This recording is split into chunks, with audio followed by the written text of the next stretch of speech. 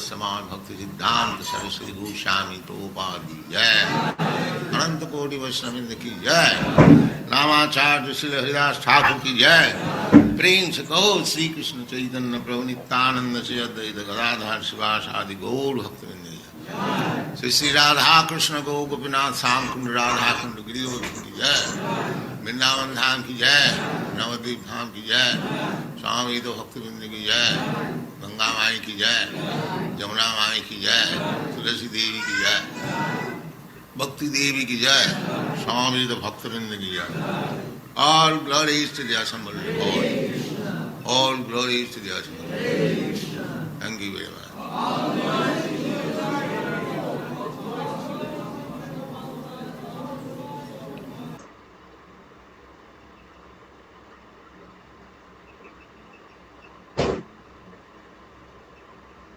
हरे कृष्णा हरे प्रभु जी, दंडवत हरे प्रणाम। कृष्णा हरे कृष्णा माता जी, दंडवत प्रणाम। सभी कृष्ण हरे कृष्णा हरे कृष्णा।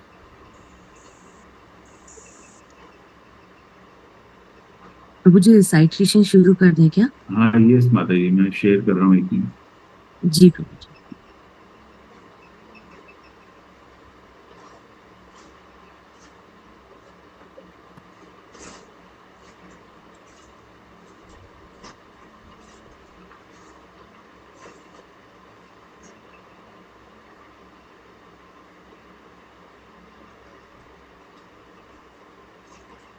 यस माता जी। श्लोका कौन पढ़ने वाले हैं आज? प्रभु जी स्वाति माता जी का था, मैं एक बार स्वाति माता जी को कॉल कर लेती हूँ।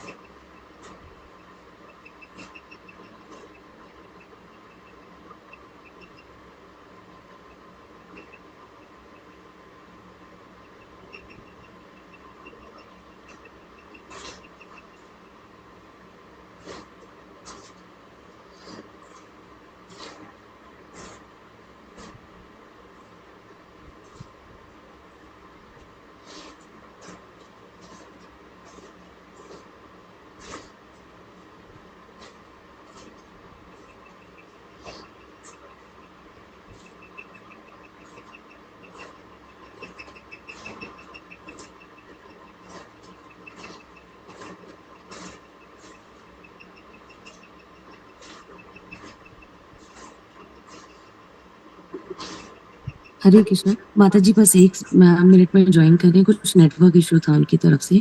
ओके ओके ओके ठीक। जी प्रभु जी, हरे कृष्णा। हरे कृष्ण।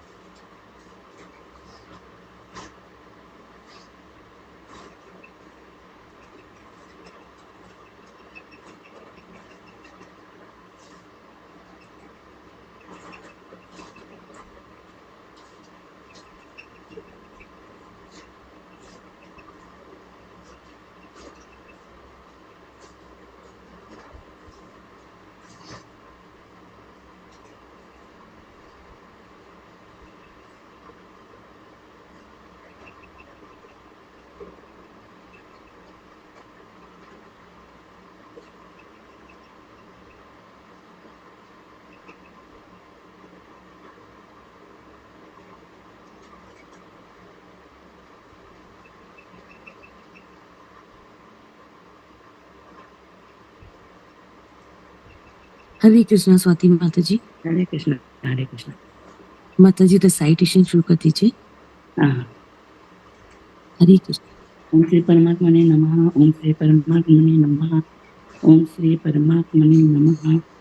राज विद्या राजगुह्य योगो नाम श्री भगवान उवाच इदं ते तूते गुह्यतमं प्रवक्ष्याम्य न सूयवे ज्ञानं विज्ञानसहितं यज्ञात्मा मोक्ष्यते शुभात्। हरे कृष्ण। श्री भगवान ने कहा, हे अर्जुन, चूंकि तुम मुझसे कभी ईर्ष्या नहीं करते, इसलिए मैं तुम्हें ये परम गुह्य ज्ञान तथा अनुभूति बतलाऊंगा, जिसे जानकर तुम संसार के सारे क्लेशों से मुक्त हो जाओगे। राज विद्या राजगुह्यं पवित्रमिदमुत्तमं प्रवक्ष्याम्यनसुवै प्रत्यक्षावगमं धर्म्यं सुसुखं कर्तुम् अव्ययम्। यह ज्ञान सब विद्याओं का राजा है, जो समस्त रहस्यों से सर्वाधिक गोपनीय है। यह परम शुद्ध है, और चूंकि यह आत्मा की प्रत्यक्ष अनुभूति कराने वाला है, अतः यह धर्म का सिद्धांत है। यह अविनाशी है और अत्यंत सुखपूर्वक संपन्न किया जाता है। अश्रद्धानाः पुरुषाः धर्मस्यास्य परन्तप अप्राप्य मां निवर्तन्ते मृत्यु संसारवर्त्मनि। हे परंतप, जो लोग भक्ति में श्रद्धा नहीं रखते, वे मुझे प्राप्त नहीं कर पाते, अतः वे इस भौतिक जगत में जन्म मृत्यु के मार्ग पर वापस आते रहते हैं। मया ततमिदं सर्वं जगत् अव्यक्तमूर्तिना मत्स्थानि सर्वभूतानि जहां तेषु अवस्थितः। यह संपूर्ण जगत मेरे अव्यक्त रूप द्वारा व्याप्त है। समस्त जीव मुझ में है, किंतु मैं उनमें नहीं हूँ।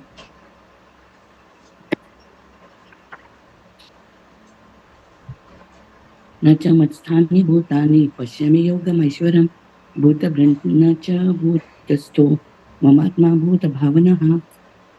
तथापि मेरे द्वारा उत्पन्न सारी वस्तुएं मुझ में स्थित नहीं रहती। जरा मेरे योग ऐश्वर्य को देखो। यद्यपि मैं समस्त जीवों का पालक हूँ और सर्वत्र व्याप्त हूँ, लेकिन मैं इस विराट अभिव्यक्ति का अंश नहीं हूँ, क्योंकि मैं सृष्टि का कारण स्वरूप हूँ। यथा काश्य स्थितो नित्यं वायु सत्वत युगो महान् तथा सर्वाणि भूतानि मत्स्थानीत्युपधारय। जिस प्रकार सर्वत्र प्रवहमान प्रवाल वायु सदैव आकाश में स्थित रहती है, उसी प्रकार समस्त उत्पन्न प्राणियों को मुझ में स्थित जानो।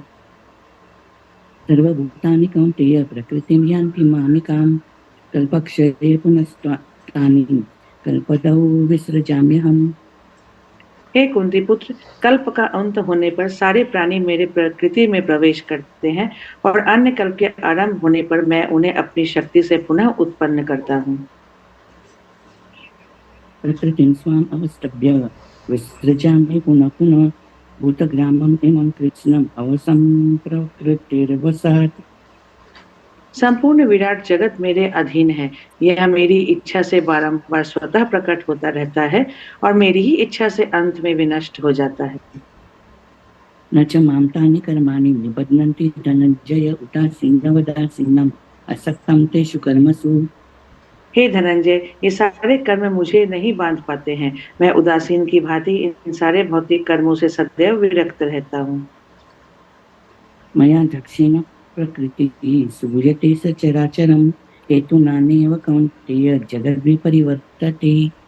हे कुंती पुत्र, ये भौतिक प्रकृति मेरी शक्तियों में से एक है और मेरी अध्यक्षता के कार्य करती है, जिससे सारे चर तथा अचर प्राणी उत्पन्न होते हैं। इसके शासन में यह जगत बारंबार सृजित और विनष्ट होता रहता है।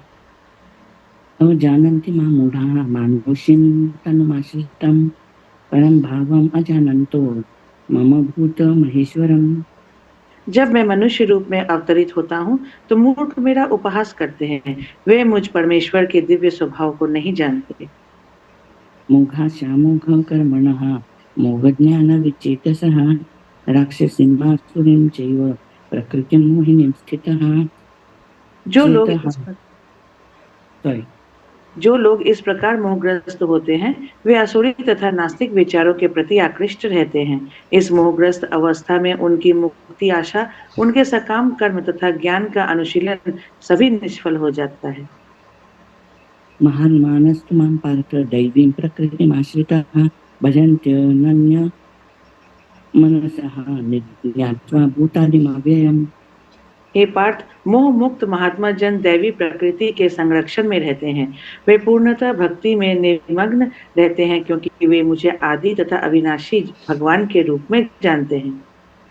सततं कीर्तयन्तु मां यतन्तश्च दृढव्रताः नमस्यन्तश्च मां भक्त्या नित्ययुक्ता उपासते। ये महात्मा मेरी महिमा का नित्य कीर्तन करते हुए, दृढ़ संकल्प के साथ प्रयास करते हुए मुझे नमस्कार करते हैं, भक्ति भाव से निरंतर मेरी पूजा करते हैं। ज्ञानयज्ञेन चाप्यन्ये यजन्तो माम् उपासते एकत्वेन पृथक्त्वेन बहुधा विश्वतोमुखम्। अन्य लोग जो ज्ञान के अनुशीलन द्वारा यज्ञ में लगे रहते हैं, वे भगवान की पूजा उनके अद्वय रूप में, विविध रूपों में तथा विश्व रूप में करते हैं। अहम क्रतुरहम यज्ञः स्वधाहम औषधम मंत्रोहम अहम एवाज्यम अहम अग्निरहम होतम। किंतु मैं ही कर्म कांड, मैं ही यज्ञ, पितरों को दिया जाने वाला तर्पण, औषधि, दिव्य ध्वनि, मंत्र, घी, अग्नि तथा आहुति हूँ। पिताहम अस्य जगतः माता धाता पितामहः वेद्यं पवित्रम् ओंकारः ऋक्सामयजुरेव च। मैं इस ब्रह्मांड का पिता, माता, आश्रय तथा पितामह हूँ। मैं ज्ञेय अर्थात जानने योग्य, शुद्धिकर्ता तथा ओमकार हूँ। मैं ऋग्वेद, सामवेद तथा यजुर्वेद भी हूँ। गतिर्भर्ता प्रभु साक्षी निवासः शरणं सुर प्रभवः प्रलयस्थानं निधानं बीजम् अव्ययम्। मैं ही लक्ष्य पालन करता, स्वामी, साक्षी, धाम, शरण स्थली तथा अत्यंत प्रिय मित्र हूँ। मैं सृष्टि तथा प्रलय, सबका आधार, आश्रय तथा अविनाशी बीज भी हूँ। तपाम्यहम् अहं वर्षं निगृह्णाम्य सृजामि च अमृतं चैव मृत्युश्च सदसच्चाहम् अर्जुन। हे अर्जुन, मैं ही ताप प्रदान करता हूँ और वर्षा को रोकता तथा लाता हूँ। मैं अमरत्व हूँ और साक्षात मृत्यु भी हूँ। आत्मा तथा पदार्थ, सत तथा असत दोनों मुझ में ही में है। विद्यामां सोमपूत्रपापाः यज्ञैरिष्ट्वा स्वर्गतिं प्रार्थयन्ति ये पुण्यमास्याद्य सुरेन्द्रलोकम् अश्नन्ति दिव्यान् दिवि देव भोगान्। जो वेदों का अध्ययन करते तथा सोमरस का पान करते हैं, वे स्वर्ग प्राप्ति की गवेषणा करते हुए अप्रत्यक्ष रूप में मेरी पूजा करते हैं। वे पाप कर्मों से शुद्ध होकर इंद्र के पवित्र स्वर्गिक धाम में जन्म लेते हैं, जहाँ वे देवताओं का सा आनंद भोगते हैं। एतं भुक्त्वा स्वर्गलोकं विशालं क्षणे पुण्ये मर्त्यलोकं विशन्ति एवं त्रिधर्मम् अनुप्रपन्नाः गतागतं कामकामा लभन्ते। इस प्रकार जब वे विस्तृत स्वर्गिक इंद्र सुख का भोग लेते हैं और उनके पुण्य कर्मों के फल क्षीण हो जाते हैं, तो वे इस मृत्यु लोक में पुनः लौट आते हैं। इस प्रकार जो तीनों वेदों के सिद्धांतों में दृढ़ रहकर इंद्र सुख की गवेषणा करते हैं, उन्हें जन्म मृत्यु का चक्र ही मिल पाता है। अनन्या चिन्तयन्तो मां ये जनाः पर्युपासते तेषां नित्याभियुक्तानां योगक्षेमं वहाम्यहम्। किंतु जो लोग अनन्य भाव से मेरे दिव्य स्वरूप का ध्यान करते हुए निरंतर मेरी पूजा करते हैं, उनकी जो आवश्यकताएं होती है उन्हें मैं पूरा करता हूँ और जो कुछ उनके पास है उसकी रक्षा करता हूँ। येऽप्यन्या देवता भक्ताः यजन्ते श्रद्धयान्विताः तेऽपि माम् एव कौन्तेय यजन्त्य विधिपूर्वकम्। हे कुंती पुत्र, जो लोग अन्य देवताओं के भक्त हैं और उनकी श्रद्धा पूर्वक पूजा करते हैं, वास्तव में वे भी मेरी ही पूजा करते हैं, किंतु वे यह त्रुटिपूर्ण ढंग से करते हैं। अहं हि सर्वयज्ञानां भोक्ता च प्रभुरेव च न तु माम् अभिजानन्ति तत्त्वेन तच्चवन्ति ते। मैं ही समस्त यज्ञों का एकमात्र भोक्ता तथा स्वामी हूँ, अतः जो लोग मेरे वास्तविक दिव्य स्वभाव को नहीं पहचान पाते, वे नीचे गिर जाते हैं। यान्ति देवव्रता देवान् पितॄन् यान्ति पितृव्रताः भूतानि यान्ति भूतेज्य यान्ति मर्याचिनोऽपि माम्। जो देवताओं की पूजा करते हैं वे देवताओं के बीच जन्म लेंगे। जो पितरों को पूजते हैं वो पितरों के पास जाते हैं। जो भूत प्रेतों की उपासना करते हैं वे उन्हीं के बीच जन्म लेते हैं। और जो मेरी पूजा करते हैं वो मेरे साथ निवास करते हैं। पत्रं पुष्पं फलं तोयं यो मे भक्त्या प्रयच्छति तदहं भक्त्या उपरतम् अस्नामि प्रेतात्मनः। यदि कोई प्रेम तथा भक्ति के साथ मुझे पत्र, पुष्प, फल या जल प्रदान करता है तो मैं उसे स्वीकार करता हूँ। यत् करोसि यद् अस्नासि यज् जुहोसि ददासि यत् तपस्यसि कौन्तेय तत् कुरुस्व मदर्पणम्। हे कुंती पुत्र, तुम जो कुछ करते हो, जो कुछ खाते हो, जो कुछ अर्पित करते हो या दान देते हो और जो भी तपस्या करते हो उसे मुझे अर्पित करते हुए करो। शुभाशुभ फलैरेव मोक्षसे कर्म बन्धनैः संन्यासयोगयुक्तात्मा विमुक्तो माम् उपैष्यसि। इस तरह तुम कर्म के बंधन तथा इसके शुभाशुभ फलों से मुक्त हो सकोगे। इस संन्यास योग में अपने चित्त को स्थिर करके तुम मुक्त होकर मेरे पास आ सकोगे। तमोहं सर्वभूतेषु न मे द्वेषोऽस्ति न प्रियः ये भजन्ति तु मां भक्त्या मयि ते तेषु चाप्यहम्। मैं न तो किसी से द्वेष करता हूँ, न ही किसी के साथ पक्षपात करता हूँ। मैं सबों के लिए संभाव हूँ, किंतु जो भी भक्ति पूर्वक मेरी सेवा करता है वह मेरा मित्र है, मुझ में स्थित रहता है और मैं भी उसका मित्र हूँ। अपि चेतसु दुराचारः भजते माम् अनन्यभाक् साधुरेव स मन्तव्यः स व्यवसितो हि सः। यदि कोई जघन्य से जघन्य कर्म करता है, किंतु यदि वह भक्ति में रत रहता है तो उसे साधु मानना चाहिए, क्योंकि वह अपने संकल्प में अडिग रहता है। क्षिप्रं भवति धर्मात्मा सस्वशान्तिं निगच्छति कौन्तेय प्रतिजानीहि न मे भक्तः प्रणश्यति। वह तुरंत धर्मात्मा बन जाता है और स्थायी शांति को प्राप्त होता है। हे कुंती पुत्र, निडर होकर घोषणा कर दो कि मेरे भक्त का कभी विनाश नहीं होता है। मां हि पार्थव्यपाश्रित्य येऽपि स्युः पापयोनयः स्त्रियो वैश्याः तथा शूद्राः तेऽपि यान्ति परां गतिम्। हे पार्थ, जो लोग मेरी शरण ग्रहण करते हैं वे भले ही निम्न जन्मा स्त्री, वैश्य तथा शूद्र क्यों न हो, वे परम धाम को प्राप्त करते हैं। किं पुनर्ब्रह्मणाः पुण्याः भक्त्या राजर्षयस्तथा अनित्यम् असुखं लोकम् इमं प्राप्य भजस्व माम्। फिर धर्मात्मा ब्राह्मणों, भक्तों तथा राजऋषियों के लिए तो कहना ही क्या है। अतः इस क्षणिक दुखमय संसार में आ जाने पर मेरी प्रेमा भक्ति में अपने आप को लगाओ। मन्मना भव मद्भक्तो मद्याजी मां नमस्कुरु माम् एवैष्यसि युक्त्वैवम् आत्मानं मत्परायणः। अपने मन को मेरे नित्य चिंतन में लगाओ, मेरे भक्त बनो, मुझे नमस्कार करो और मेरी ही पूजा करो। इस प्रकार मुझ में पुण्यतया तल्लीन होने पर तुम निश्चित रूप से मुझको प्राप्त करोगे। ओम तत्सदिति श्रीमद्भगवद्गीतासु उपनिषत्सु ब्रह्मविद्यायां योगशास्त्रे श्रीकृष्णार्जुन संवादे विद्याराजगुह्ययोगो नाम नवमोऽध्यायः। हरे कृष्णा कृष्ण कृष्ण हरे हरे हरे राम राम राम हरे हरे।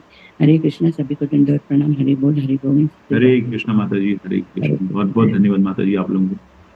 हरे कृष्णा। हरे कृष्ण। हरे। कोई भजन करना चाह रहे हैं?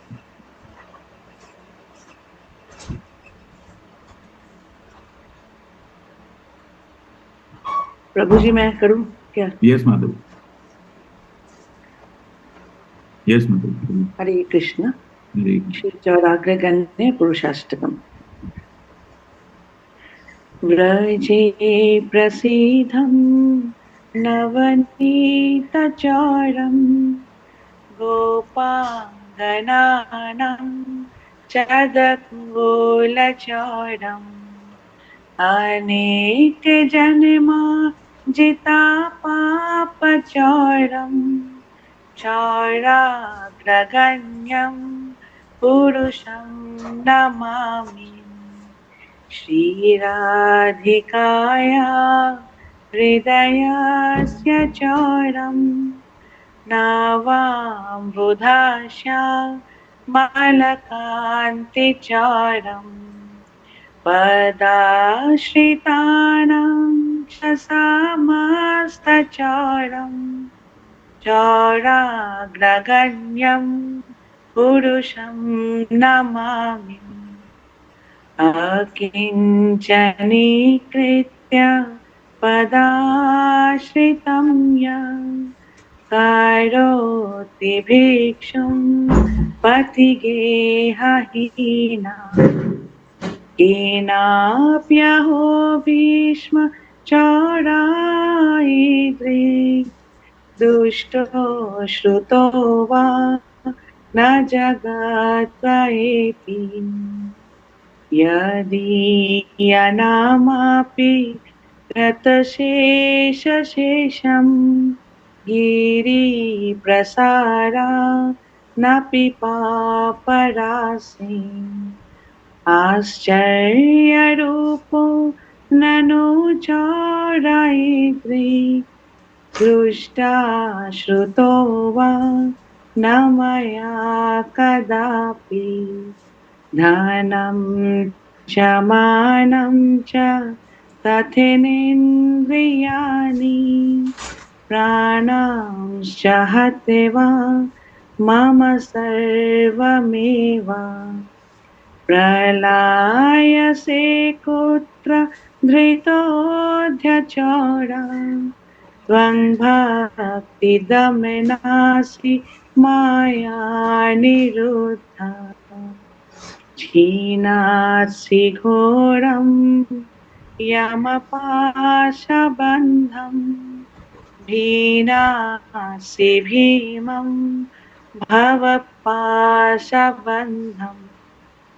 क्षीणासि सर्वस्य समस्तबन्धम्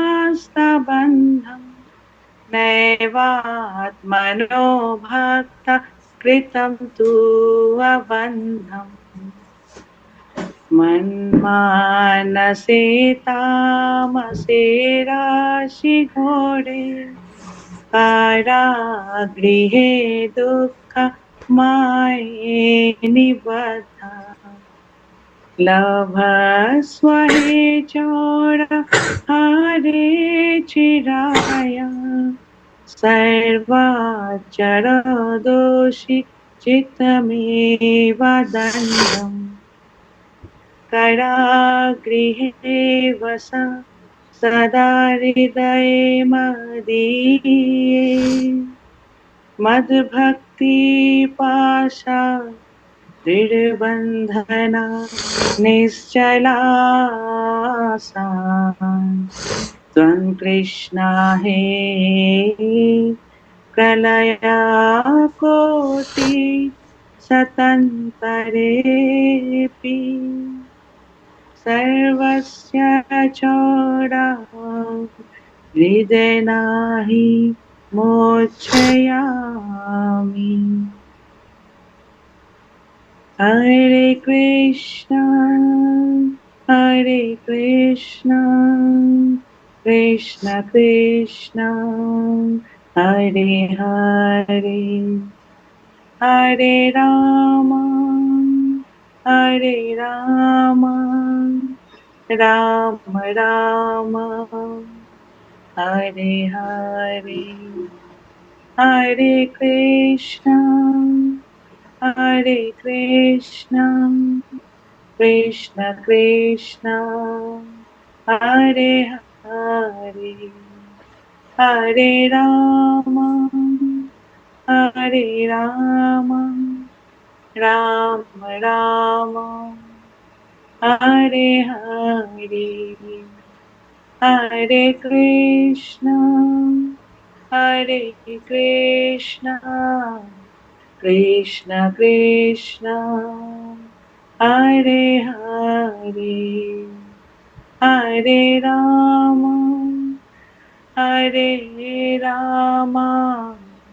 राम राम हरे हरे। हरे कृष्ण हरि बोल। राधा गोविंद की जय। हरे हरि कृष्णा बोल। हरे कृष्ण हरे बहुत बोल बहुत धन्यवाद। हरे कृष्ण। सुधीर प्रभु जी।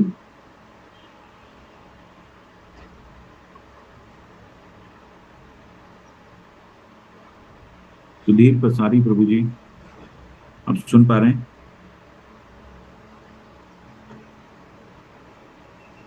हरे कृष्णा प्रभु जी। हरे कृष्णा प्रभु जी, थोड़ा सा टाइम है, आप छोटा कुछ भजन करना चाहेंगे?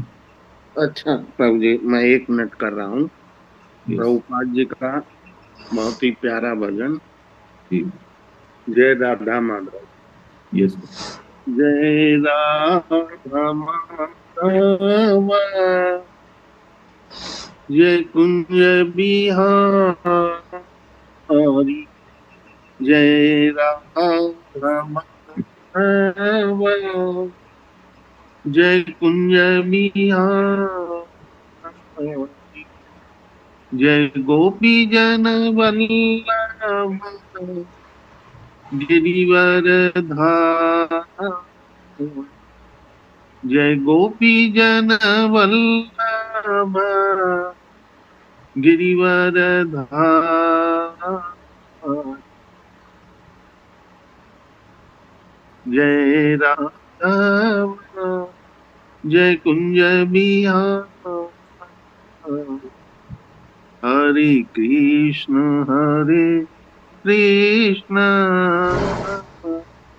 कृष्ण कृष्ण हरे हरे,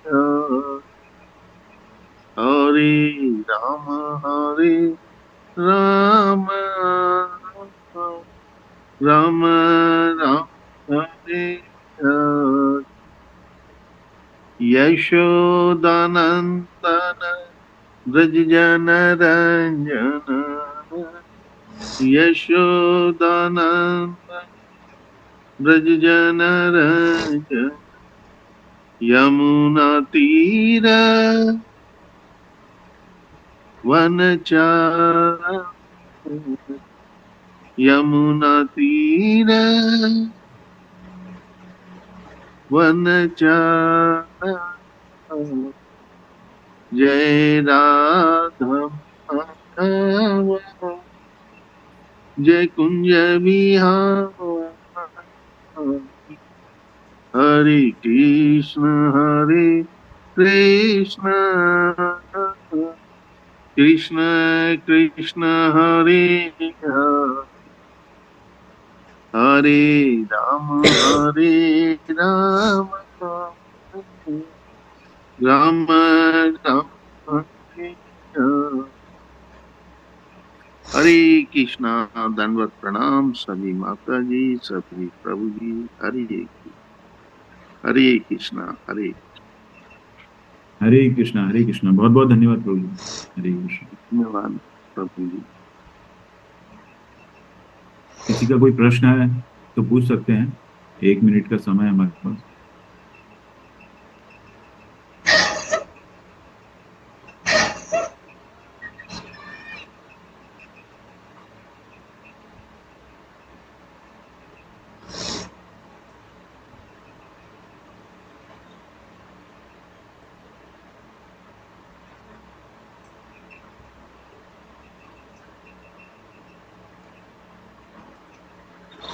हरे कृष्णा। आप सभी लोग क्विज कर रहे हैं ना? हाँ, मैं कर रहा हूँ। जी धन्यवाद प्रभु जी। बाकी सभी लोग क्विज कर रहे हैं ना? कोई डिफिकल्टी तो नहीं है क्विज करने में? हरे कृष्णा माता जी कर रहे हैं, पर कुछ क्वेश्चन नहीं समझ में आते तो वो मैं लिखना भूल जाती हूँ, और मैं सोचती हूँ मैं क्लास में पूछूंगी तो। जी बट बिल्कुल माता जी। आज मैं लिखूंगी, पर माता जी जरूर पूछूंगी आपसे। थैंक यू माता जी फॉर आस्किंग। हरे कृष्णा। लेकिन एक क्वेश्चन था, जैसे कि बैक करने के बाद वो सेव नहीं हो पाता, ऑटो सेव नहीं होता है क्या वो? नहीं प्रभु जी, आपको पूरा अटेम्प्ट करना होता है तभी वो सेव होगा। मतलब पूरा 18 नहीं जो नहीं, क्विज है 18 वो? नहीं। नहीं नहीं नहीं, ऐसा नहीं। जैसे आपने चैप्टर 1 ओपन किया तो चैप्टर 1 में जितने भी क्वेश्चंस हैं उनको आपको कंप्लीट करना है, तो वो फिर सेव हो जाएगा। उसमें आपका रिजल्ट आपको शो हो जाएगा कि आपने फर्स्ट चैप्टर में कितना नहीं, क्वेश्चन। वो जैसे मेरे पास एक दिन प्रॉब्लम आया, मैंने गलती से बैक कर दिया तो फिर से वो पूरा खाली आ गया, मतलब दोबारा मुझे उसको फिल करना पड़ा हर एक क्वेश्चन का आंसर, तब वो हाँ जाके हाँ आगे हाँ, बढ़ना। अगर वो आपने सेव नहीं किया है, जैसे आपने सेव करने कंप्लीट का अटेम्प्ट ऑप्शन नहीं कहाँ किया। आता है? नहीं नहीं सेव नहीं नहीं, प्रभु जैसे जी। मैं आपको एक बात बता रहा हूँ, जैसे मैंने याद नहीं आ रहा 3 या 4 चौथा दिन का क्वेश्चन था, उसको मैंने पूरा कंप्लीट किया। उसके बाद मैंने दूसरे उसके नेक्स्ट डे वाला भी कंप्लीट किया। उसमें कुछ जी गलती हुआ, मैंने गलती से बैक का बटन दाब दिया, तो फिर से पिछले वाला चैप्टर का आ गया और वो पूरा खाली था। फिर से मुझे पूरा वो भर के नेक्स्ट चैप्टर पर जाके यूजली प्रभु जी ऐसा होता नहीं है। अगर आपने फर्स्ट चैप्टर कंप्लीट कर लिया है और उसका आपको रिजल्ट मिल गया है, तो अगर आप उसको रिजल्ट कहाँ ओपन से कर लेंगे मिलेगा? चैप्टर वाइज आपको दिखा दिया जाता है कि आपने इतना अटेम्प्ट किया पूरा कंप्लीट और वो इसमें तो आपके इतने क्वेश्चन नंबर गलत भी है। दिखाई पड़ जाता है। हाँ, वो तो हाँ दिखाई पड़ हाँ, जाता है। उसके बाद तो सेव होना चाहिए ना, कि जैसे कि ये वो मतलब सेव हो जाता नेक्स्ट। है प्रभु जी वो सेव हो जाता है, फिर आप नेक्स्ट चैप्टर पे जा सकते हैं उसके बाद। लेकिन आप अगर उसी चैप्टर को दोबारा खोलेंगे तो फिर वो 0 से शुरू हो जाएगा। तो ये नहीं होना चाहिए मेरे हिसाब से, कि ये पूरा सेव होके ऑटो सेव होना चाहिए था। पता नहीं, हो सकता कुछ प्रॉब्लम। नहीं नहीं प्रभु जी, जैसे आपने चैप्टर 1 किया, हम्म करने के बाद आपको आपका रिजल्ट शो हो गया, तो फिर आपको हम्म दोबारा उसी चैप्टर पे नहीं जाना है, फिर आपको नेक्स्ट चैप्टर पे जाना है। अच्छा, ये लास्ट में जब 18 हो जाएगा तो खुद ऑटोमेटिक फिनिश का बटन हाँ, आएगा क्या? ऑटोमेटिकली फिनिश हो जाएगा और आपका जो सर्टिफिकेट है वो डाउनलोड हो जाएगा। वो डाउनलोड ऑप्शन आपके पास शो होना शुरू हो जाएगा। ठीक ठीक है। धन्यवाद। हरे कृष्ण। हरे कृष्ण। हरे कृष्ण प्रभु जी। हरे कृष्ण। हरे कृष्ण।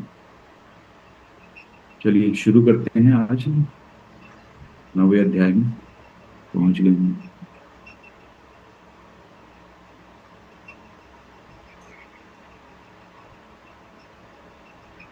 Recording in progress. ओम अज्ञानतिमिरान्धस्य ज्ञानाञ्जनशलाकया चक्षुरुन्मिलितं येन तस्मै श्रीगुरुवे नमः। नमो विष्णुपादाय कृष्णप्रेष्ठाय भूतले श्रीमते भक्तिवेदान्त स्वामिनिति नामिने।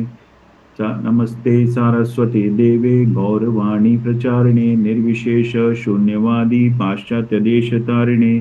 जय श्री कृष्ण चैतन्य प्रभु नित्यानंद श्री अद्वैत गदाधर श्रीवासादि गौर भक्तवृंद।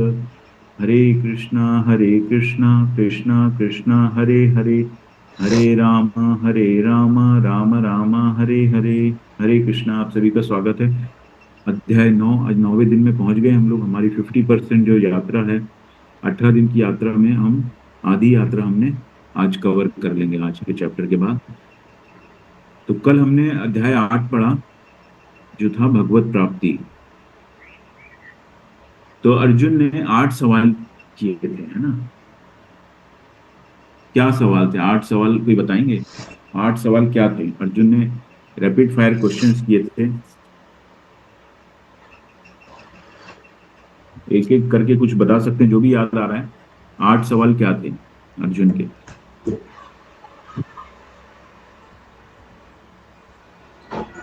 कुछ याद आ रहा है आप लोगों को?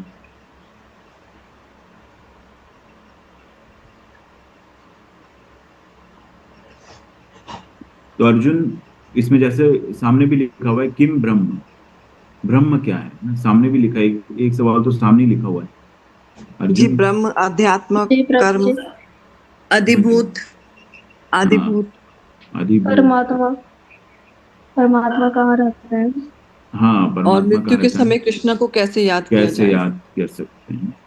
तो बहुत कुछ चीजें सामने भी लिखी हुई है। तो दूसरा क्वेश्चन जो है, फिर भगवान सबका जवाब देते हैं कि जो हमारा जीव है, ये अविनाशी जो है, ये ब्रह्म है। जीव जो है ब्रह्म है, और हमारा जो स्वभाव है वो आत्मा और अध्यात्म है ना? इस तरह से भगवान ने बताया। और फिर मृत्यु के समय कृष्ण को याद कर, तस्मात् सर्वेषु सर्वेषु सर्वेषु कालेषु, है ना? मृत्यु के समय कृष्ण को कैसे याद कर सकते हैं? जब हम निरंतर, भगवान 2-3 तरह से बताते हैं। जब मृत्यु के समय पर भगवान को स्मरण करते हुए हम याद करते हैं, तो लेकिन भगवान कहते हैं उसको अभ्यास से आप कर सकते हो, अभ्यास और विरक्ति से आप भगवान को मृत्यु के समय याद कर सकते हैं, है ना? एकदम से ऐसे नहीं आएंगे, क्योंकि जो हम लोग, जो है हमारी जो प्रायोरिटी है, वो भगवान कभी रहते ही नहीं है हमारी लाइफ के अंदर। भगवान प्रायोरिटी रहते ही नहीं है। हम लोग पढ़ाई करते हैं, पढ़ाई के बाद नौकरी करते हैं, नौकरी के बाद परिवार चलाते हैं, और उसके बाद समय मिलेगा तो भगवान को याद करेंगे, है ना? अंत समय में तब याद करेंगे। तो भगवान सब जानते हैं एक्चुअली, तो इसलिए उसको शुरू से हम अभ्यास करेंगे और विरक्ति से हम भगवान को याद कर सकते हैं। इतना आसान नहीं है।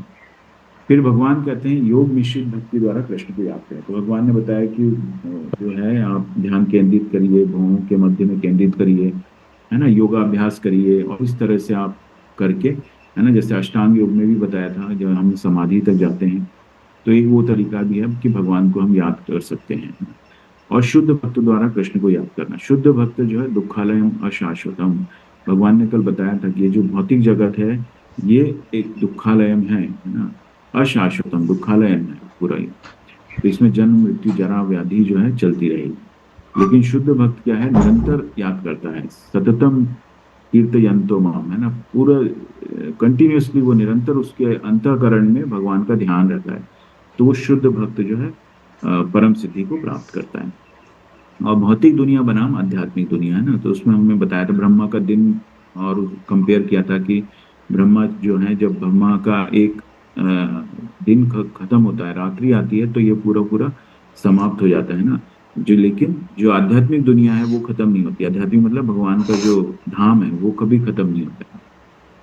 तो वो एक कंपैरिजन बताया था।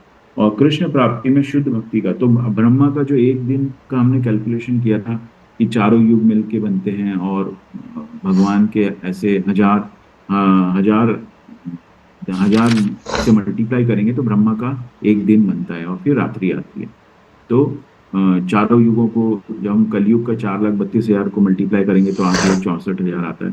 फिर उसको 3 से मल्टीप्लाई करेंगे तो 12 लाख समथिंग आता है। फिर उसको 4 से मल्टीप्लाई कर देंगे तो 17 लाख समथिंग आता है। इन सबको जोड़ेंगे तो 43,20,000 साल आ जाता है, 43 लाख ईयर्स आ जाता है। तो ये पूरा एक युग हो गया था। इसको जब 1000 से मल्टीप्लाई करेंगे तो ब्रह्मा का एक दिन हो जाता है, और फिर वो कल्प आ जाते हैं। और कृष्ण प्राप्ति में शुद्ध भक्ति का वर्चस्व क्या है ना, शुद्ध भक्ति का वर्चस्व क्या है कि वो भगवत धाम को प्राप्त करता है। जब शुद्ध भक्ति में आ जाते हैं तो वो भगवान के धाम को, भगवान को प्राप्त करता है। अब आज है राज गुह्य योग, परम गुह्य ज्ञान। अब भगवान जो है कॉन्फिडेंशियल ज्ञान बता रहे हैं, इसको परम गुह्य ज्ञान कहा है। परम गुह्य ज्ञान। श्री भगवान उवाच इदं तु ते गुह्यतमं प्रवक्ष्याम्यन्यसूयवे ज्ञानम विज्ञान सहितम यज्ञात्वा मोक्ष से शुभात्। श्री भगवान ने कहा, हे अर्जुन, चूंकि तुम मुझसे कभी ईर्ष्या नहीं करते, इसलिए मैं तुम्हें यह परम गुह्य ज्ञान तथा अनुभूति बताऊंगा, जिसे जानकर तुम सारे के सारे क्लेशों से मुक्त हो जाओगे, है ना।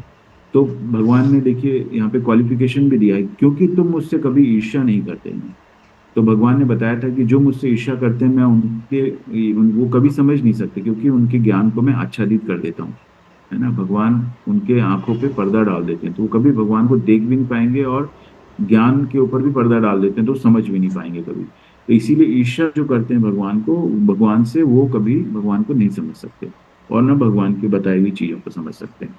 ठीक है, भगवान इसीलिए कह रहे हैं कि तुम कभी मुझसे ईर्ष्या नहीं करते, तुम्हें यह परम गुह्य ज्ञान का अनुभूति बतलाऊंगा। इसको परम गुह्य ज्ञान बताया। गुह्य, परम गुह्य मतलब सबसे पहले जो भगवान ने सेकंड चैप्टर में ज्ञान दिया कि हम आत्मा है, शरीर नहीं। तो शरीर और आत्मा का जो ज्ञान था, ये कॉन्फिडेंशियल नॉलेज है, ये गुह्य ज्ञान है ना।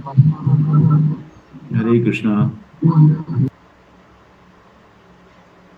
तो ये जो है गुह्य ज्ञान है, ठीक है। आत्मा और शरीर का जो हमको ज्ञान बताया सेकंड चैप्टर में भगवान ने शुरू किया कि हम आत्मा है, शरीर नहीं है, तो ये गुह्य ज्ञान है। उसके बाद 7th और 8th चैप्टर में उन्होंने भगवत ज्ञान और भगवत प्राप्ति बताया। हरे कृष्ण।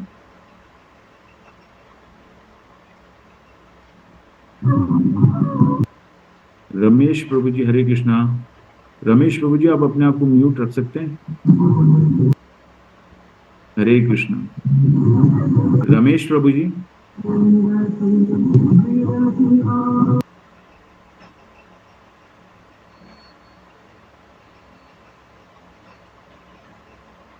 तो भगवान ने सेकंड चैप्टर में आत्मा और शरीर का ज्ञान दिया, जो कि गुह्य ज्ञान था। फिर 7th और 8th चैप्टर में भगवान ने भगवत ज्ञान दिया और भगवत प्राप्ति कैसे करना है, भगवान को कैसे प्राप्त करना है, वो ज्ञान दिया। तो वो गुह्यतर ज्ञान। और अब भगवान कह रहे हैं परम गुह्य ज्ञान, मतलब गुह्यतमम।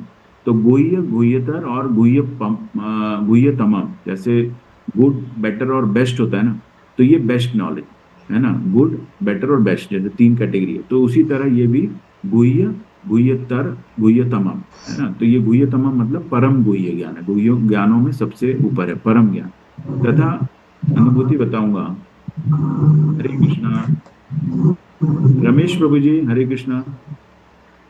रमेश प्रभु जी, आप कुछ बोलना चाहते हैं? हरे कृष्णा।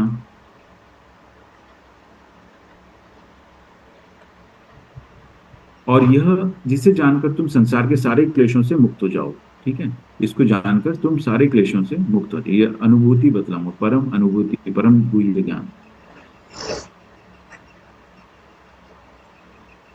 इस प्रथम श्लोक का विशिष्ट महत्व है। इदम ज्ञानम, यह ज्ञान सब शब्द शुद्ध भक्ति के द्योतक के हैं, जो 9 प्रकार की होती है: श्रवण, कीर्तन, स्मरण, पाद सेवनम, अर्चन, वंदनम, दास्यम, सख्यम तथा आत्मसमर्पण। भक्ति के 9 तत्वों का अभ्यास करने से मनुष्य आध्यात्मिक चेतना अथवा कृष्ण भावनावत तक उठ पाता है। इस श्लोक का अनुसूयवे शब्द भी अत्यंत महत्वपूर्ण है। बहुश्रुत विद्वान भी भगवत गीता के विषय में अशुद्ध व्याख्या करते हैं। चूंकि वे कृष्ण के प्रति ईर्ष्या रखते हैं, अतः उनकी टीकाएं व्यर्थ होती हैं। केवल कृष्ण भक्तों द्वारा की गई टीकाएं ही प्रामाणिक हैं। कोई भी ऐसा व्यक्ति जो कृष्ण के प्रति ईर्ष्यालु है, न तो भगवत गीता की व्याख्या कर सकता है, न पूर्ण ज्ञान प्रदान कर सकता है। अतः ऐसी टीकाओं से सावधान रहना चाहिए। जो व्यक्ति समझते हैं कि कृष्ण भगवान है और शुद्ध तथा दिव्य पुरुष हैं, उनके लिए अध्याय लाभ है।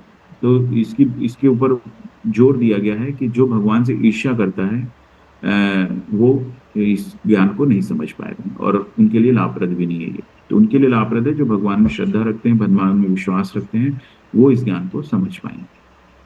राज विद्या राज गुह्यम पवित्रम इदम उत्तमम प्रत्यक्षावगमम धर्म्यम सुसुखम कर्तुम अव्ययम।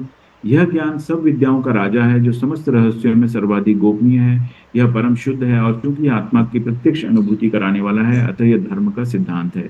यह अविनाशी है और अत्यंत सुखपूर्वक संपन्न किया जाता है ना, सुखपूर्वक संपन्न किया था। सुसुखम कर्तुम अव्ययम, सुखपूर्वक संपन्न किया था। कैसे किया था भगवान बताएंगे कि किस तरह से हम किस तरह से हम इसको कर सकते हैं, और बहुत आसान तरीके से भगवान ने बता दिया कि तुम इसको सुखपूर्वक कैसे करते हो।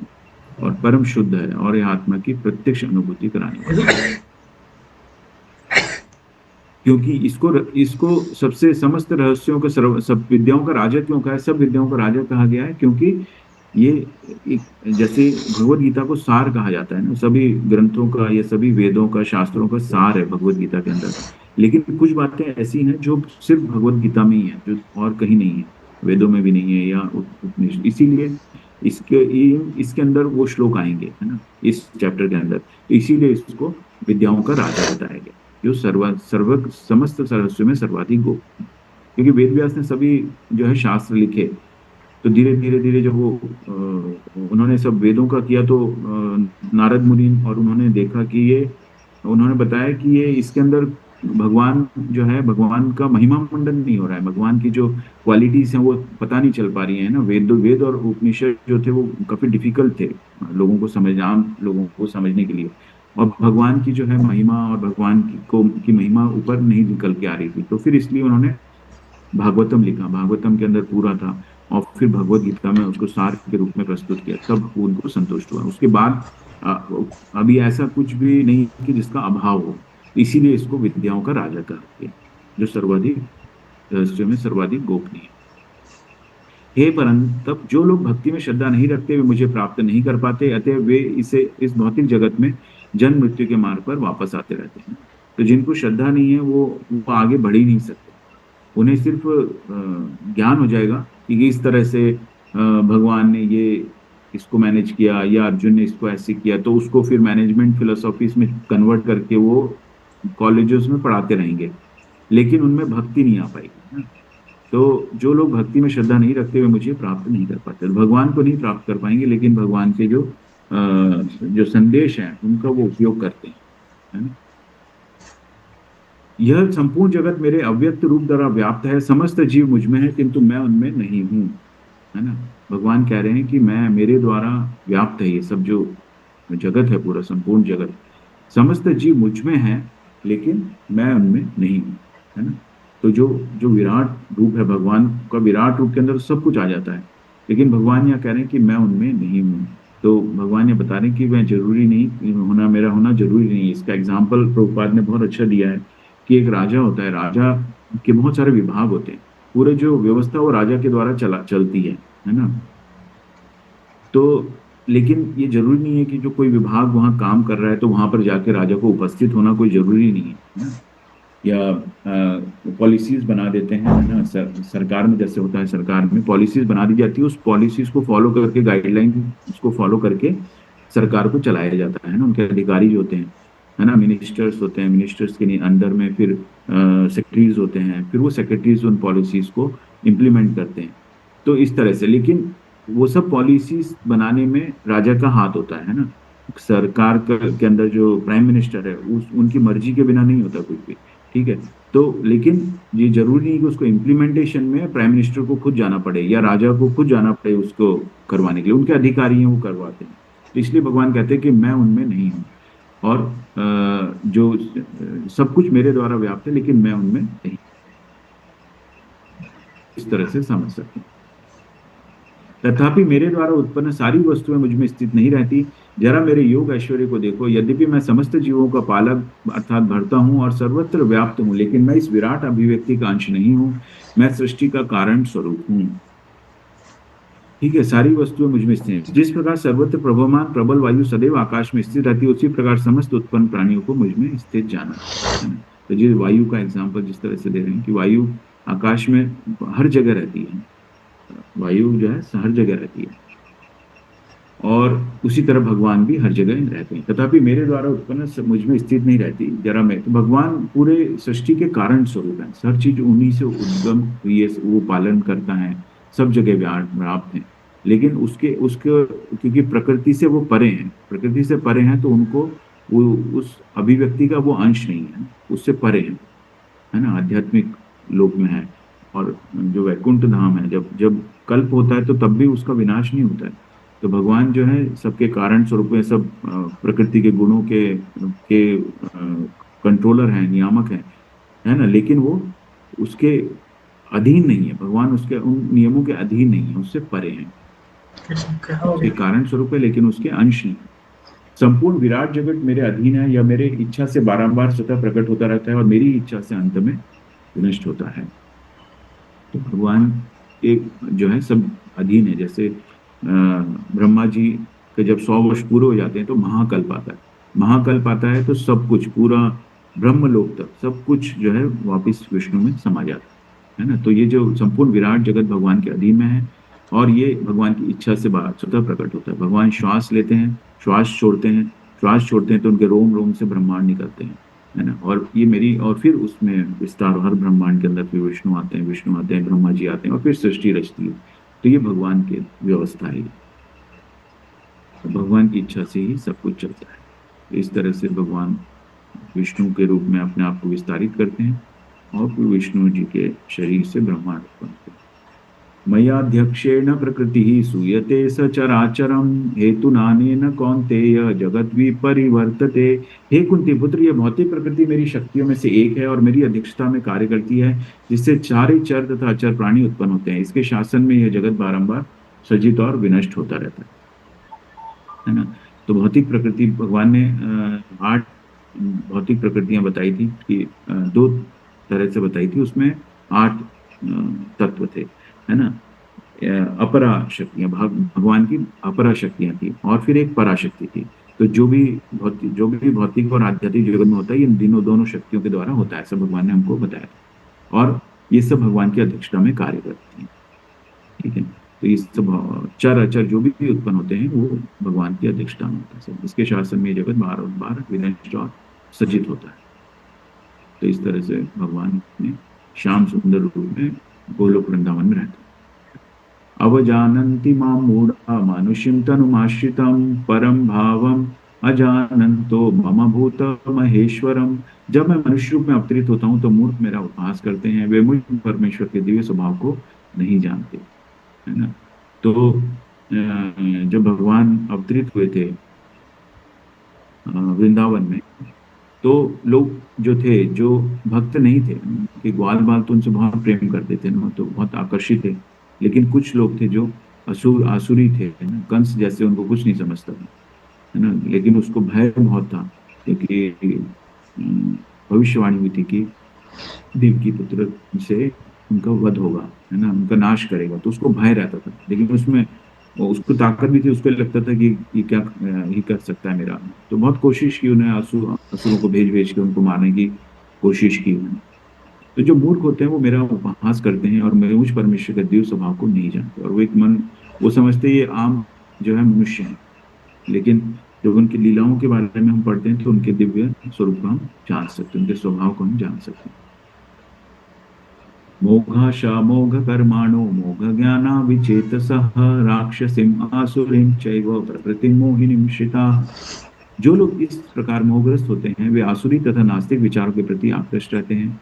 इस मोहग्रस्त अवस्था में उनकी मुक्ति आशा, उनके सकाम कर्म तथा ज्ञान का अनुशीलन सभी निष्फल हो जाते हैं। वो मोहग्रस्त हो जाते हैं। किससे मोहग्रस्त हो जाते हैं? माया से मोहग्रस्त हो जाते हैं।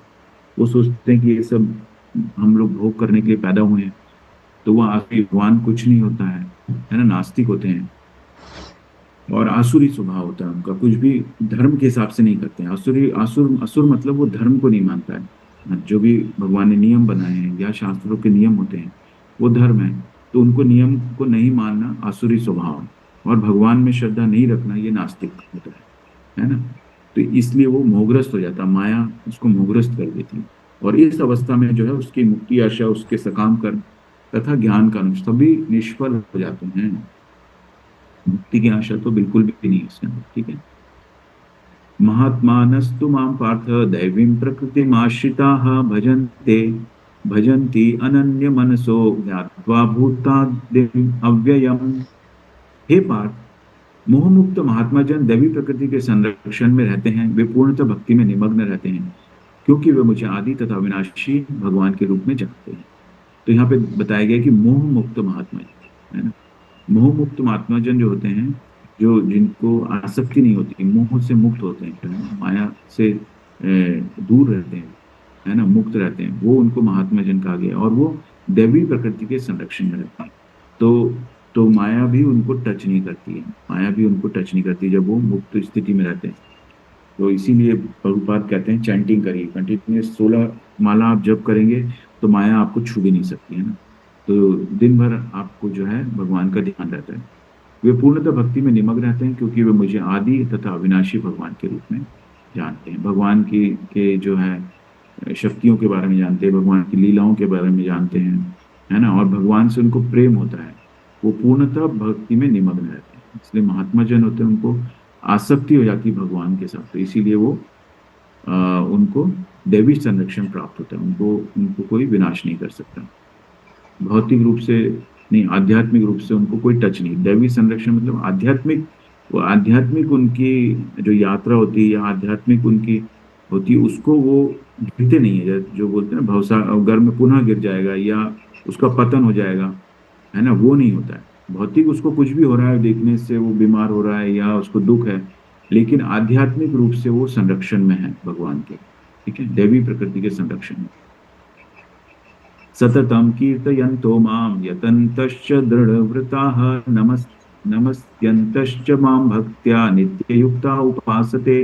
ये महात्मा मेरी महिमा का नित्य कीर्तन करते हुए, दृढ़ संकल्प के साथ प्रयास करते हुए, मुझे नमस्कार करते हुए भक्ति भाव से निरंतर मेरी पूजा करते हैं।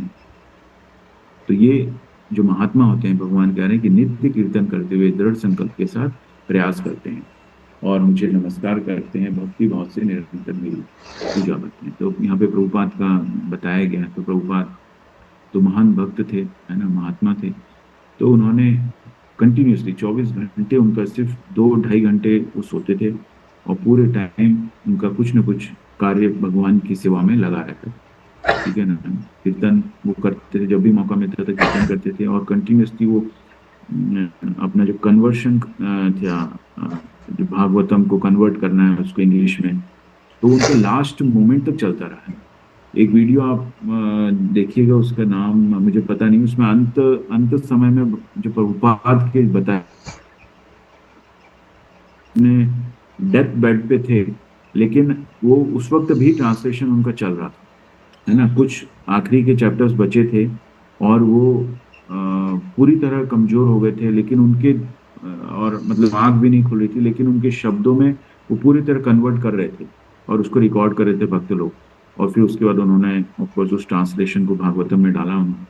तो वो उससे पता चलता है कि वो नित्य कीर्तन, मतलब मृत्यु के समय तक वो पूरे टाइम कीर्तन करते थे। कीर्तन मतलब भागवतम को ट्रांसलेट कर रहे थे, तो भगवान का पूरा ध्यान उनको था। तो इसको भक्ति भाव से निरंतर मेरी पूजा करते हैं। तो ये एग्जाम्पल प्रभुपाद करते हैं। सततम कीर्त, ये वर्ड अब चलता रहेगा, सततम कीर्तयन्तु। सततम मतलब कंटिन्यूअस, निरंतर, है ना। भगवान ने पहले भी चैप्टर में कि अंतरंग रूप से मुझसे जुड़ा होता है ना। अब यहाँ पे सततम कीर्तयन्तु, निरंतर कीर्तन करता है, निरंतर पूरे टाइम करता रहता है, मन में, है ना, या भौतिक रूप से। पिता हमस्य जगतो माता धाता पितामहः वेद्यं पवित्रम ओंकार ऋक्साम यजुरेव च। मैं इस ब्रह्मांड का पिता, माता, आश्रय तथा पितामह हूँ। मैं ज्ञेय, जानने योग्य हूँ, शुद्धिकर्ता तथा ओंकार हूँ। मैं ऋग्वेद हूँ, सामवेद हूँ तथा यजुर्वेद भी। तो इस तरह से भगवान बता रहे हैं कि मैं सब कुछ हूँ, पितामह हूँ, पिता हूँ, माता हूँ। तो हमारे हम सोचते हैं कि हमारे जीवन में ये माता पिता है हमारे, लेकिन इस जीवन के लिए है वो, अगले जीवन में कोई और माता पिता होंगे। हमारे कर्मों के हिसाब से हमको शरीर मिलेगा, हमें परिवार मिलेगा, तो वो एक नया परिवार होगा, है ना। तो वो सब अस्थायी है, परमानेंट नहीं है। परमानेंट क्या है? भगवान जो है हमारे परमानेंट पिता है। जब हम ऊपर की तरफ जाएंगे, कि हमारे पिताजी के पिताजी कौन थे, पिताजी के पिताजी कौन थे, जो ऊपर तक जाएंगे तो अंत में हमको भगवान ही मिलेंगे, ठीक है। हमारे जो जीवों के सर्वोच्च जो हैं व्यक्तित्व है, वो ब्रह्मा जी है। ब्रह्मा जी से पूरी सृष्टि उत्पत्ति, धीरे हम ब्रह्मा जी तक पहुंचेंगे, और ब्रह्मा जी की उत्पत्ति भगवान से हुई है। इसीलिए यहाँ पे माता पिता, आश्रय, पितामह, सब कुछ जो है भगवान में, और भगवान ही जानने योग्य है, ठीक है। ज्ञेय है, जो जानने योग्य हो उसको ज्ञेय कहते हैं। मैं ही लक्ष्य पालन करता, स्वामी, साक्षी, धाम, शरण स्थली तथा अत्यंत प्रिय मित्र हूँ। मैं सृष्टि तथा प्रलय, सबका आधार, आश्रय तथा अविनाशी बीज भी हूँ। हे अर्जुन, मैं ही ताप प्रदान करता हूँ, वर्षा को रोकता तथा लाता हूँ। मैं अमृत हूँ, साक्षात मृत्यु भी हूँ। आत्मा तथा पदार्थ, सत तथा असत दोनों मुझी में हैं। अब ये अलग अलग भगवान बता रहे हैं। पिछले चैप्टर्स में भी भगवान ने बताया कि ये जल का मैं स्वाद हूँ, है ना, अग्नि की गर्मी हूँ, ताप हूँ मैं। यहाँ पर फिर से भगवान उसको कुछ चीजें जो है 7 चैप्टर की यहाँ पे रिपीट हो रही है, कि मैं ताप वर्षा को रोकता तथा लाता हूँ, अमृत हूँ, साक्षात मृत्यु भी हूँ, है ना। काल रूप में भगवान रहते हैं, तो साक्षात मृत्यु भी हूँ। आत्मा तथा पदार्थ, सत तथा असत दोनों मुझी में। जो वेदों का अध्ययन करते तथा सोमरस का पान करते हैं, वे स्वर्ग प्राप्ति की गवेषणा करते हुए अप्रत्यक्ष रूप से मेरी पूजा करते हैं। वे पाप कर्मों से शुद्ध होकर इंद्र के पवित्र स्वर्गीय धाम में जन्म लेते हैं, जहां वे देवताओं का सा आनंद भोगते हैं। अब भगवान ने बताना चालू किया कि आप क्या करते हो तो आपको क्या प्राप्त होता है, क्या इस गंतव्य है आपका। तो उस गंतव्य के बारे में बात कर रहे हैं यहाँ पर। तो भगवान कह रहे हैं कि जो वेदों का अध्ययन कर रहे हैं और सोमरस का पान करते हैं, तो वे स्वर्ग प्राप्ति की गवेषणा करते हुए प्रत्यक्ष रूप से मेरी पूजा करते हैं। तो स्वर्ग प्राप्ति की गवेषणा करते हैं, तो वे पाप कर्म से शुद्ध होकर इंद्र के पवित्र स्वर्गीय धाम में जाते हैं। तो जब हम वेदों का, शास्त्रों का अध्ययन करते हैं, तो हमको पुण्य कर्म होते हैं हमारे में आता है। वेदों का अध्ययन करना पुण्य कर्म में आता है। तो हम पुण्य कर्म करेंगे तो हमें स्वर्ग मिलेगा, स्वर्गीय धाम में, और वहां पे देवताओं का सा हम आनंद भोगते हैं। आनंद भोगते मतलब स्वर्ग के अंदर बहुत ऐश्वर्य है, बहुत सुंदर है, तो वहां पर हम उसको आनंद भोगते हैं। लेकिन वो जब पुण्य कर्म हमारे क्षीण हो जाते हैं, तो हम वापस आ जाते हैं। तो यहाँ पे जैसे वील बताया हुआ है, तो हम जाते हैं स्वर्ग में, और फिर हमारे कर्म क्षीण हो जाते हैं, हम वापस नीचे आ जाते हैं, ठीक है। तो इस तरह से ये पुण्य कर्मों का हिसाब बताया भगवान ने, कि आपका जो गंतव्य है वो आप इस प्रकार जब वे विस्तृत स्वर्गीय इंद्रिय सुख को भोग लेते हैं और उनके पुण्य कर्मों के फल क्षीण हो जाते हैं, तो वे मृत्यु लोक में पुनः लौट आते हैं। इस प्रकार जो तीनों वेदों के सिद्धांतों में दृढ़ रहकर दृढ़ दृढ़ रहकर इंद्रिय सुख की गवेषणा करते हैं, उन्हें जन्म मृत्यु का चक्र ही मिल पाता है। तो ये जन्म मृत्यु का चक्र चलता रहता है। इसीलिए उनको क्या है, भक्ति मार्ग ही अल्टीमेटली भगवान यही कहना चाह रहे हैं कि भक्ति के अलावा और कोई चारा नहीं है। ठीक है, हम पुण्य कर्म करेंगे तब भी हमको भोगने के लिए आना पड़ेगा या जाना पड़ेगा, है ना, और फिर क्षीण हो जाएगा तो हम पृथ्वी पर वापस आ जाएंगे, फिर मृत्यु लोक बोलते हैं। इसीलिए इसको मृत्यु लोक बोला है ना, कि मृत्यु होती है और फिर जन्म होता है। ये चलता रहेगा।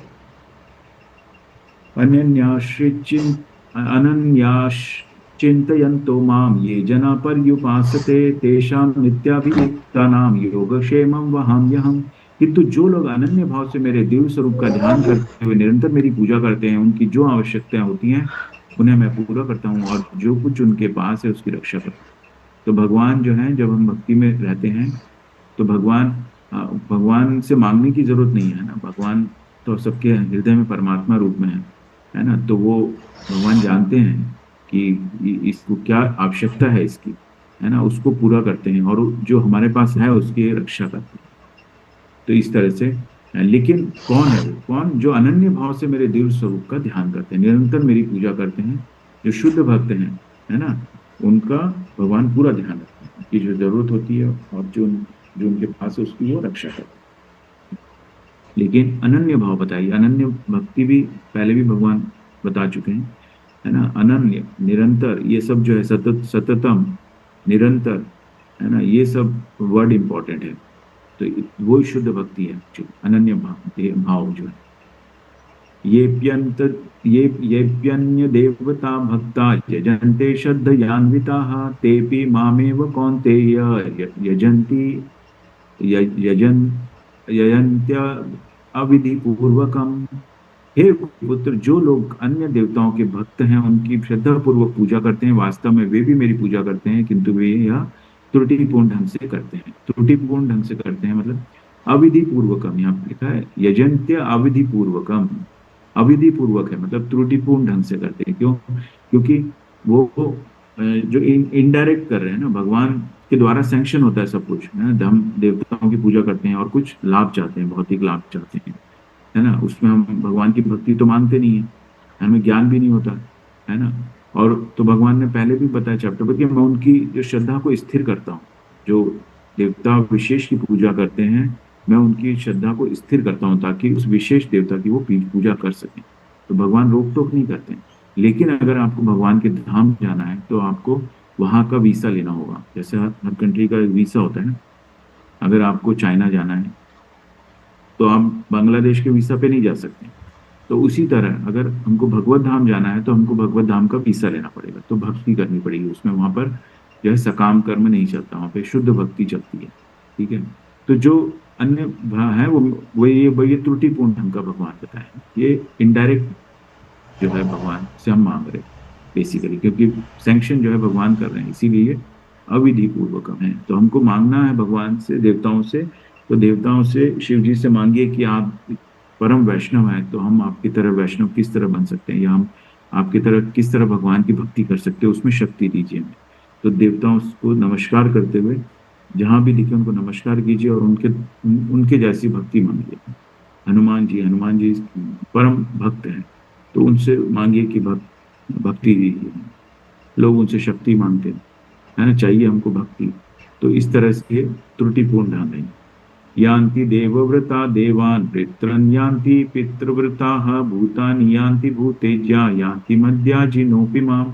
जो देवताओं की पूजा करते हैं वे देवताओं के बीच जन्म लेंगे, जो पितरों को पूजते हैं वे पितरों के पास जाते हैं, जो भूत प्रेतों की उपासना करते हैं उन्हीं के बीच जन्म लेते हैं, और जो मेरी पूजा करते हैं मेरे साथ निवास करते हैं। तो भगवान ने पूरा क्लियर कट बता दिया है कि कौन कहाँ रहता है और ये वहां पर क्यों है, इसका कारण भी सब बता दिया भगवान ने, है ना।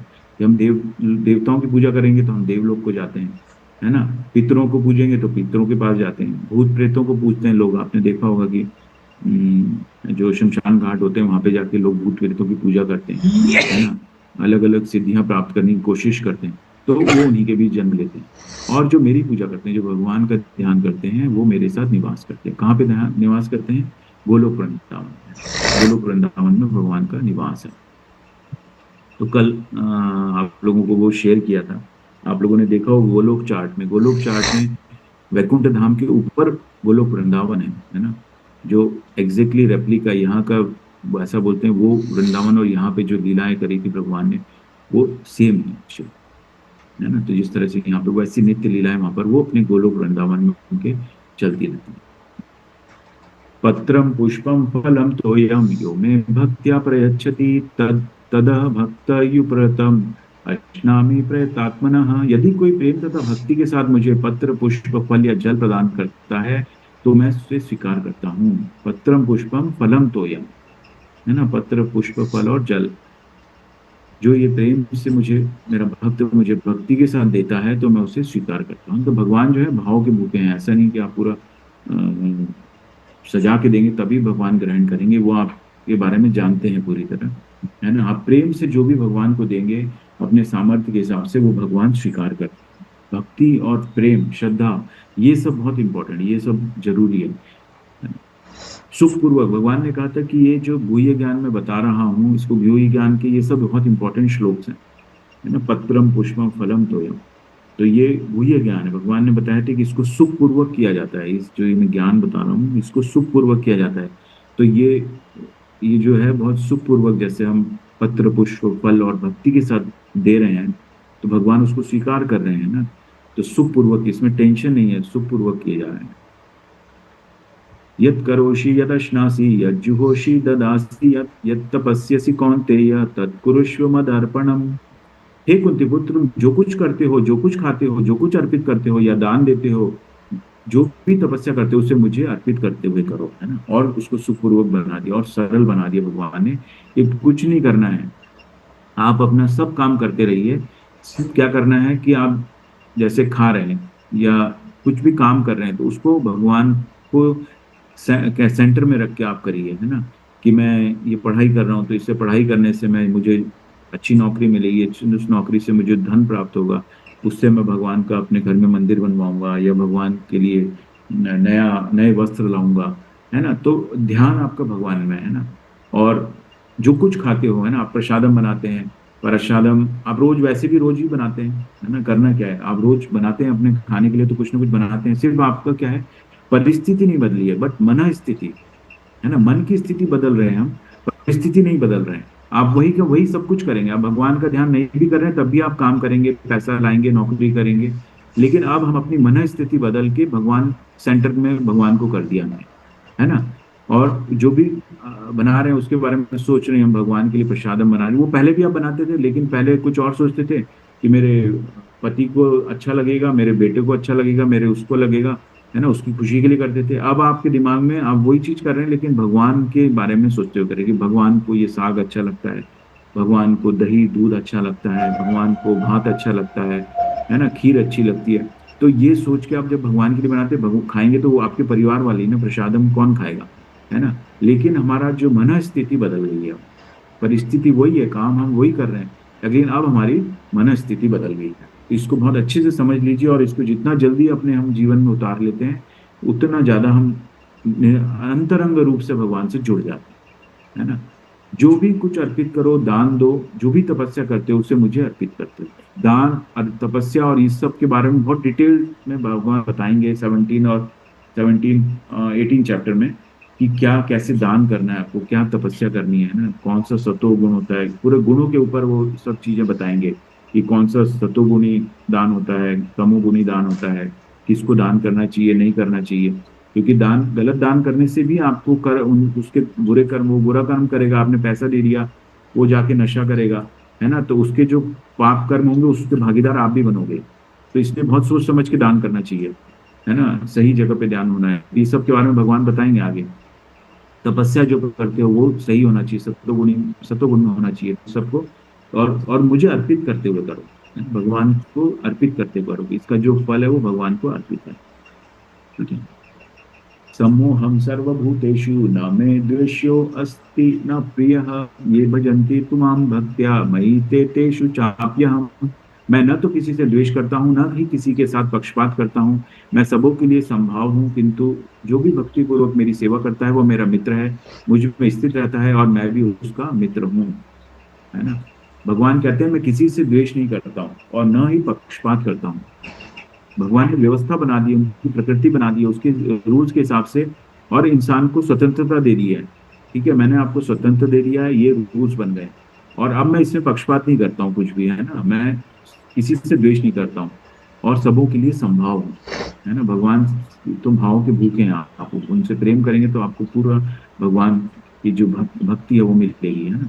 और मेरी सेवा करता है, वो मेरा मित्र है, मुझ में स्थित रहता है और मैं भी उसका मित्र हूँ। कितनी बड़ी बात भगवान कह रहे हैं कि वो मुझे भक्तिपूर्वक जो मेरी सेवा करता है वो मेरा मित्र है ना, और मैं उसका मित्र हूँ। अपि चेत सुदुराचारो भजते माम माम अनन्य भाग साधुरेव समन्तव्य सम्यक व्यवसितो ही सह। यदि कोई जघन्य से जघन्य कर्म करता है किंतु यदि वो भक्ति में रत रहता है तो उसे साधु मानना चाहिए, क्योंकि वह अपने संकल्प में अडिग रहता है ना। तो यहाँ पे ये कोई कुछ सोचेंगे कि ये जघन्य कर्म कर रहा है उसके बाद भी भगवान उसको साधु मान रहे हैं, भगवान कह रहे हैं। लेकिन भगवान ने ये कह रहे हैं कि भक्ति से सभी पाप कर्मों का नाश हो जाता है ना। वो क्योंकि भक्ति में दृढ़ संकल्प है, वो उसका संकल्प दृढ़ है, संकल्प में अडिग है ना। उससे गलतियां होती है, सबसे गलतियां होती है ना, कोई पाप हो गया उससे, लेकिन अगर वो भक्ति में संकल्प, उसका दृढ़ संकल्प है तो वो उसको साधु मानते हैं। तब भी भगवान कह रहे हैं उसको साधु मानना चाहिए, क्योंकि वो अपने संकल्प इंपॉर्टेंट है। भक्ति में आप संकल्प है, लेकिन आपसे कोई पाप हो गया है तब भी आप करते हैं। वह तुरंत धर्मात्मा बन जाता है, क्षिप्रम भवति धर्मात्मा, वह तुरंत धर्मात्मा बन जाता है। शाश्वत शांति निगच्छति कौन्तेय प्रति जानी ही न मैं भक्त प्रणश्यति। वह तुरंत धर्मात्मा बन जाता है और स्थायी शांति को प्राप्त होता है। हे कुंती पुत्र, निडर होकर घोषणा कर दो कि मेरे भक्त का कभी विनाश नहीं होता है। अब भगवान देखिए, इससे डायरेक्ट नहीं कह सकते वो, है ना। हे कुंती पुत्र, निडर होकर घोषणा कर दो कि मेरे भक्त का कभी विनाश नहीं होता, है ना। और तो भगवान की आप कितने भक्तों के एग्जाम्पल देखेंगे। द्रौपदी की रक्षा की, अंत समय में द्रौपदी को कुछ रास्ता नहीं दिखा तो हाथ उठा के कृष्ण को याद किया, है ना। सब कुछ लूटने वाला था, है ना, लेकिन भगवान आए। और भौतिक लोग उसको विश्वास नहीं कर सकते हैं, उनको समझ में नहीं आएगा कि ये एंडलेस साड़ी कैसे हो सकती है, कुछ कोई एंडलेस साड़ी हो सकती है क्या। लेकिन भगवान ने वहां लीला अपनी दिखाई, भक्त की रक्षा के लिए वो किया उन्होंने, है ना। लेकिन जो अभक्त हैं, जो ईर्ष्या करते हैं भगवान से, वो नहीं समझ सकते भगवान की शक्तियों को। तो भगवान कहते हैं कि निडर होकर घोषणा कर दो कि मेरे जो भक्त है उसका कभी विनाश नहीं। तो कोई भी एग्जाम्पल ऐसा नहीं है ना। ध्रुव महाराज हैं, सॉरी प्रहलाद महाराज थे। प्रहलाद महाराज को कितने, उनके तो वो असुरों में ही पैदा हो गए थे, इतनी मुश्किलों में भी वो उनके विनाश नहीं कर पाया कोई, है ना। जो हिरण्यकशिपु, उनके पिताजी खुद थे वो जो मारना चाहते थे, और उनको प्रहलाद महाराज तो ऐसा था कि वो उनके जो गुरु थे वो भी असुरी थे। तो जो हिरण्यकशिपु उनको सिखाना चाहता था उन असुरों के द्वारा, है ना, तो वो तो सीखते नहीं थे। और उनको जो नारद मुनि से ज्ञान मिलता था वो उनको और उल्टा सिखाते थे। जब भी वो खेलने का समय होता था तो अपने दोस्तों को इकट्ठा कर लेते थे और उनको धर्म की बातें सिखाते थे, है ना, पूरा ज्ञान देते थे। और फिर जब हिरण्यकशिपु नेक्स्ट टाइम उनसे मिलता था कि तुमने क्या सीखा, तो वो ज्ञान की बातें करते थे। तो फिर वो उनके गुरु पे नाराज होते थे, फिर उनको बोलते थे। तो ऐसे बहुत प्रयास किया उन्होंने। और प्रहलाद महाराज, जब हिरण्यकशिपु को मुक्ति दी थी भगवान ने, तो प्रहलाद महाराज ने उनसे मांगा था कि, है ना, ऐसा नहीं वो उनके पिताजी से ईर्ष्या करते थे, उन्होंने उनसे कहा था इनको मुक्ति दीजिए, क्या कुछ मांगने के लिए बोला था। और फिर उसके बाद उन्होंने अपने जो गुरु हैं नारद मुनि का कि मैं सेवा करूं, ऐसा मुझे शक्ति दीजिए, ये मांगा था उन्होंने। आखिरी में भगवान ने कहा था अब मांगो कुछ भी, है ना। वो तो बहुत बड़ा प्रहलाद जो थे, ये मांगना ये चाहते थे। वो ध्रुव महाराज थे। प्रहलाद महाराज जो थे उन्होंने फिर नारद मुनि की सेवा मांगी थी एक्चुअली, कि मुझे उनकी अपने गुरु की सेवा में करता रहूं, ये मुझे दीजिए। तो इस तरह से भगवान की कह रहे हैं कि मेरे भक्त का कभी विनाश नहीं होता है, ठीक है।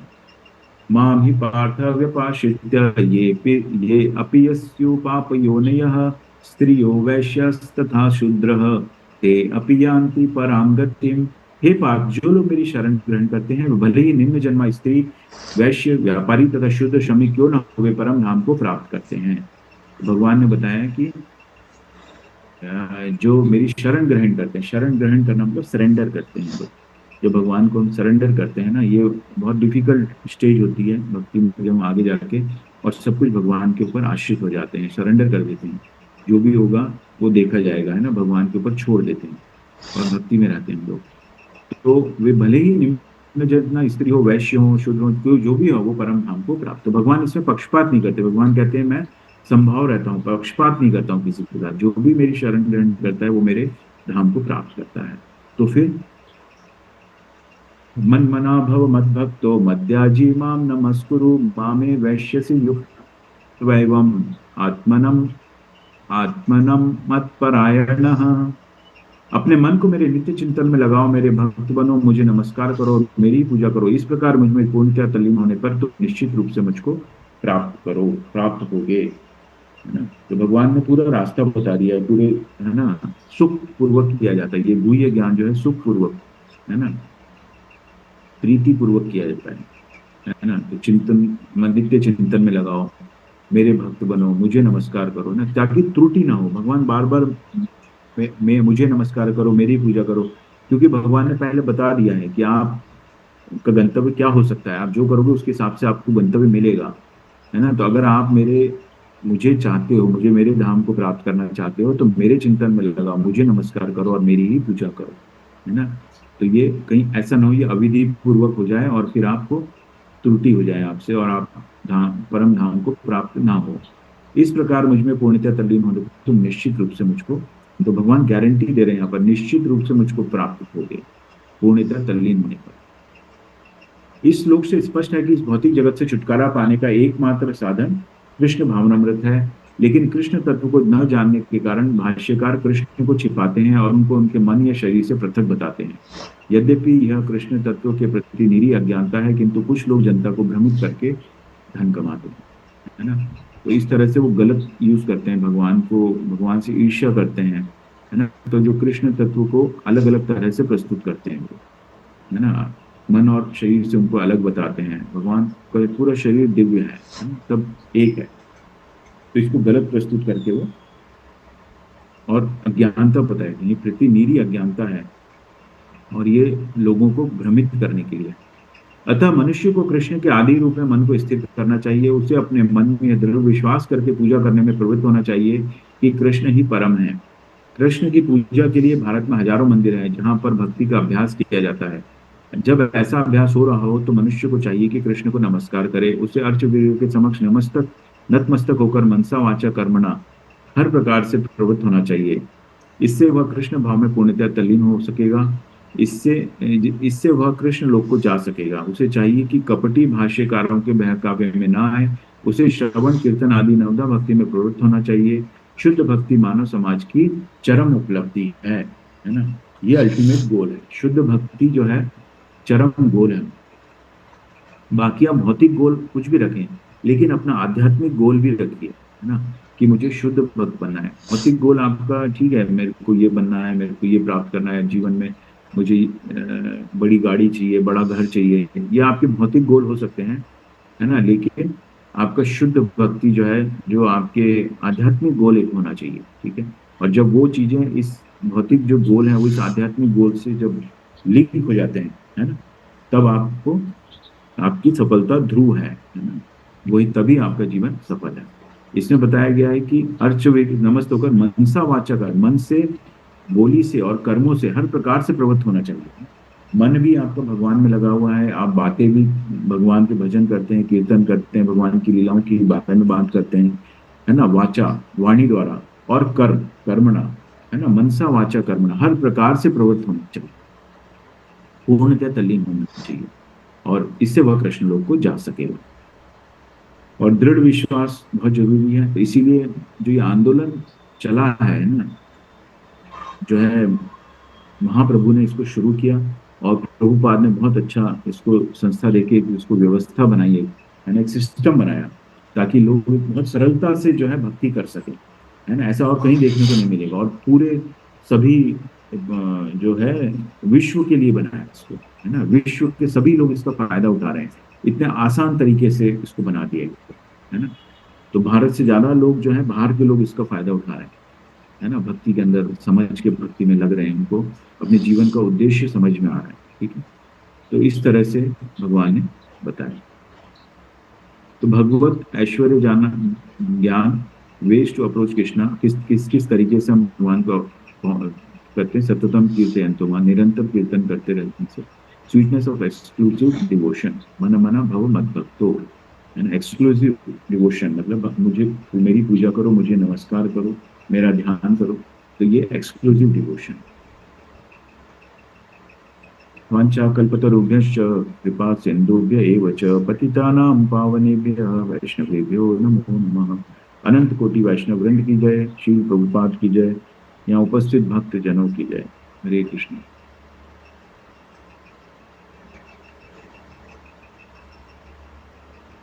Recording stopped.